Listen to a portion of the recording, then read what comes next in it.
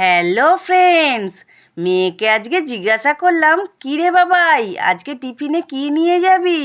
মেয়ে বলল, মা, তোমার হাতে সেই স্পেশাল ডিম টোস্টটা আজকে বানিয়ে দাও। টোস্টটা করকরে, ডিমটা নরম, এক কামড়েই মুখে হাসি। বন্ধুরা তো দেখে বলে, ওই তো টিফিনটা তো দারুণ। ডিম টোস্ট মানেই টিফিন টাইমের ছোট্ট খুশি। চলো মেয়ের আবদার তো রাখতেই হবে, তাই বানিয়ে ফেললাম মেয়ের পছন্দের ডিম টোস্ট। আমি এখানে বেশ কিছুটা পাউরুটিকে পিস পিস করে কেটে নিয়েছি। শুধু তো মেয়ে একা না, মেয়ের বাবাও আছে, তার জন্যও রেডি করতে হবে, আর আমিই বা বাদ যাব কেন? তাই সবার জন্যই টিফিন বানিয়ে ফেললাম। আমাদের এখানে কারখানা আছে বলে আমরা একটা বড় সাইজের পাউরুটি কিনে নিয়ে চলে এসেছিল তোমাদের দাদা ভাই, আর সেইটাকে আমি 9 পিস করেছি। মানে কতটা বড় সাইজ বুঝতে পারছো, আর এটা কারখানা আছে বলেই সম্ভব। আর ফ্রিজে ছিল 3টে ডিম, 3টে ডিম বার করে নিয়েছি। এখানে নিয়ে নিয়েছি বেশ কিছুটা একদম ছোট্ট ছোট্ট করে পেঁয়াজ কুচি, আর নিয়ে নিয়েছি বেশ কিছুটা কাঁচা লঙ্কা। একটু ঝাল ঝাল হলে দারুণ লাগে খেতে। এবার এখানে আমি পরিমাণ মতো নুন আর অল্প একটুখানি হলুদ গুঁড়ো দিয়ে দিলাম, দিয়ে ভালো করে মাখিয়ে নিলাম। এবার এখানে একটা ননস্টিক চাটু বসিয়ে দিয়েছি, দিয়ে রুটিগুলোকে ভালো করে সেঁকে নেব।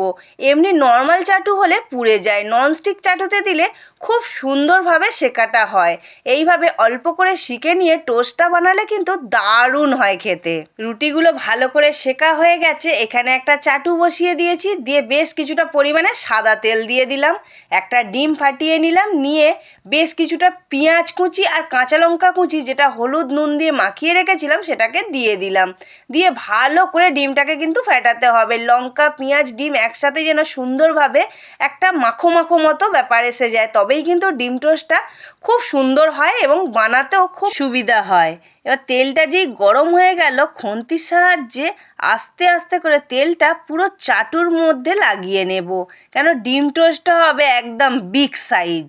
আমরা তো প্রত্যেকেই 2টো করে রুটি দিয়ে ডিম টোস্ট খেয়েছি, আমি এখানে 3টে রুটির ডিম টোস্ট বানাবো, যার জন্য ডিমটা দিয়ে দিলাম, দিয়ে একটা চামচের সাহায্যে একটু বড় করে দিলাম, দিয়ে একটা করে রুটি নিচ্ছি, এক সাইডে এইভাবে চোবাচ্ছি, চুবিয়ে উল্টো দিকটা এইভাবে ডিমের ওপরে বসিয়ে দিচ্ছি। দেখো বন্ধুরা কতটা সুন্দর হচ্ছে দেখতে, যেরম দেখতে সুন্দর হয় আর সেরম খেতেও সুন্দর হয়।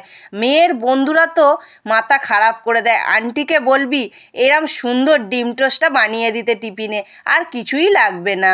আমি এখানে কিন্তু একটা ডিম পুরো দিইনি, একটুখানি রেখে দিয়েছিলাম। এবার ওপর দিকে যে রুটিটা ছিল, সেই রুটিটায় আমি অল্প করে ডিম লাগিয়েছিলাম।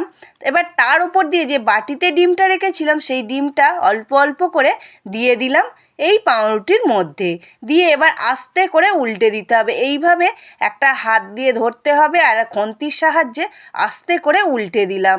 এবার সাইড দিয়ে দিয়ে একটুখানি খুন্তির সাহায্যে তেল দিয়ে দিলাম, দিয়ে একটু মচমচে করে সুন্দর করে ডিম টোস্টটাকে বানিয়ে নিতে হবে।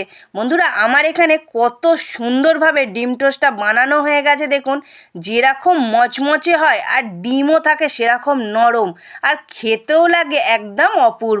তাই বন্ধুরা দেরি না করে চটজলদি তোমাদেরও ছেলে মেয়েদের জন্য এইভাবে টিফিন তৈরি করে দাও, আর তারা মন ভরে আনন্দ করে একদম বন্ধুদের সাথে জমিয়ে আড্ডা দিতে দিতে খেয়ে নেবে।